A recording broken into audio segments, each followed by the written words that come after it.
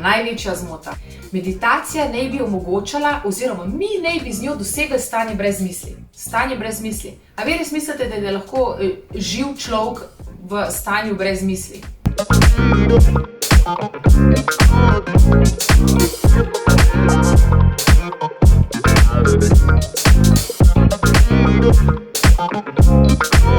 Jaz veliko govorim o meditaciji.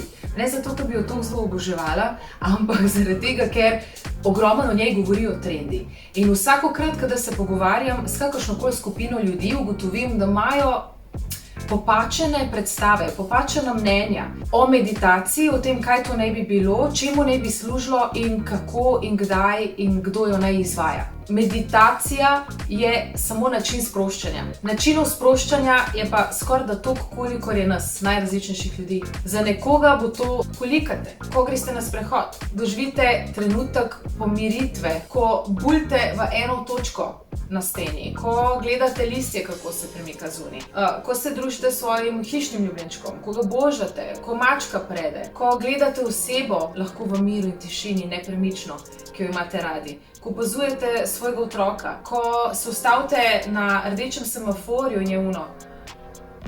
Največja škoda se naredi med ljudmi je to, da ko nekaj preizkusijo, poskusijo, ko se nečesa lotijo, ko hočejo meditirati, ker mislijo zmotno, da jih bo meditacija pripeljala do nečesa drugačnega. Ne, meditacija je način sproščanja, zato da mi sprostimo svoje možgane in so potem možgani sploh zmožni in pripravljeni nekaj drugače pa na novo zastaviti pa narediti. Ko se tega lotijo, če jim ne uspe, ne bodo pomislili, joj, to pa mogoče ni v redu ali pa to ni zame, ampak najprej pomislijo, z mano je pa nekaj narobe. Zakaj pa spet to glih pri meni deluje? Ta predstava, ki jo imamo v glavi, da se moramo pa zdaj nekam usesti, pa roke dati tako, pa noge zviti tako, pa prste skleniti tako, sedeti v tišini in ne vem kaj početi. To sploh ne pomeni, da paše vsem. Niti ne pomeni, da je samo en način, ena oblika meditacije. Da vam bo karkoli od tega, kar vam je vsiljeno, predlagano, prikazano, da vam bo ustrezno. Meditacija ni nič drugega kot